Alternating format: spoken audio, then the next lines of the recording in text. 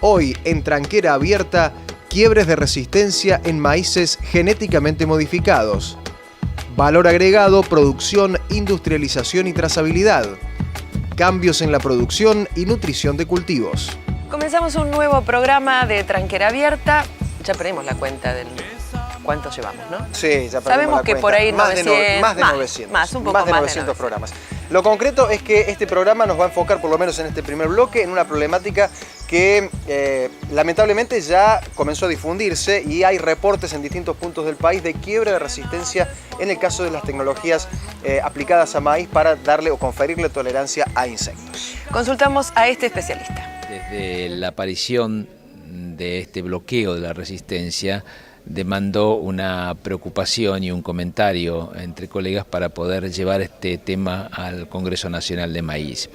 Y en realidad lo que vamos a hacer en el transcurso de la tarde en este taller es dar lugar a dos especialistas en el tema que van a hacer referencia a las posibles alternativas de manejo para minimizar el efecto actual, partiendo de la base de tomar conciencia de que el problema está implementado en el sistema maíz, y vamos a hacer también referencia para conocer el porqué en detalle, un parangón con lo que significó el bloqueo de la resistencia a insectos antes que la biotecnología brindara ese excelente aporte que fue la transgénesis.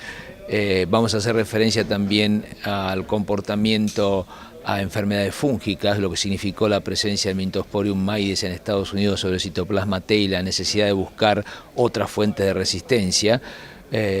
Vamos a hacer referencia precisamente a la teoría de Flores ya en el año 44, cuando hablaba de la interacción de un gen de virulencia en la población patógena y un gen de susceptibilidad correspondiente en el hospedante.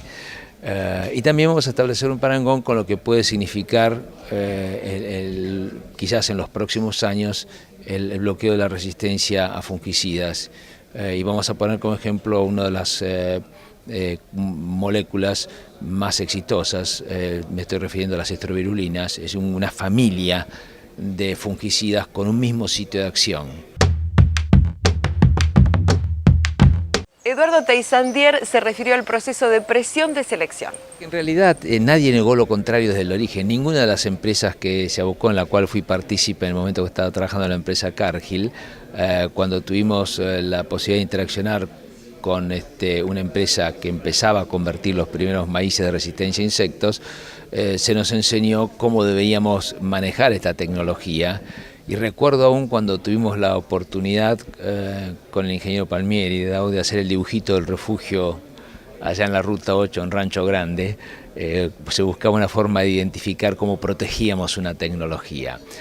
De ahí en más, la forma en que se manejó el refugio, los cambios ambientales, influyendo sobre la variabilidad de los insectos, porque hay que ver que todo esto es algo muy dinámico y muchas veces los cuestionamientos surgen cuando se interpreta que se está frente a un sistema estático y dentro de esa dinámica y bienvenida a la variabilidad existen esos mecanismos de presión, de selección, que fue la palabra que más se usó en las presentaciones durante el día de ayer, esa presión de selección unidireccional dirigida con un mismo modo de acción a ejercer en algún momento un cambio.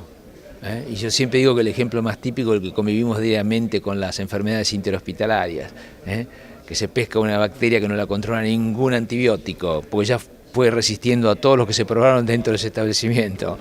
Entonces esto es algo parecido, es una presión de selección, lo esperábamos, se produjo ese bloqueo de la resistencia y el tema está en cómo poder, partiendo del conocimiento de que está implementado o que ocurrió para algunos antes de lo que esperaban, eso es posible.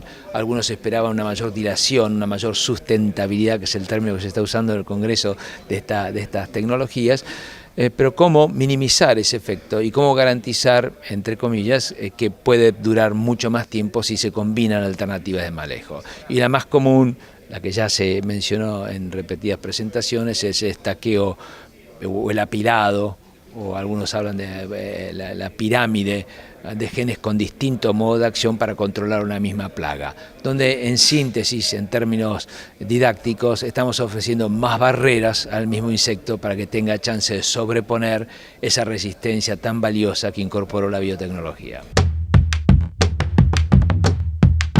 Teyssandier admitió que es posible pensar en el refugio incorporado en la bolsa. Bueno, eso es un tema que se va a considerar. Siempre va a haber una interacción entre la metodología a usar y la necesidad de refugio. Se va a presentar esta tarde seguramente lo que significa qué porcentaje de área necesito usar como refugio si estoy trabajando con 2 o 3 genes estaqueados o uno solo. Y vamos a ver esa relación entre minimizar, disminuir la superficie de refugio versus simplemente eso obedece a una genética poblacional de insectos. El objetivo, el target es mantener la frecuencia de esos alelos de resistencia en la población insectil bajo. Y en esa forma garantizamos una mayor durabilidad o sustentabilidad de la tecnología. Hacemos una pausa comercial, ya regresamos. En instantes, valor agregado, producción, industrialización y trazabilidad.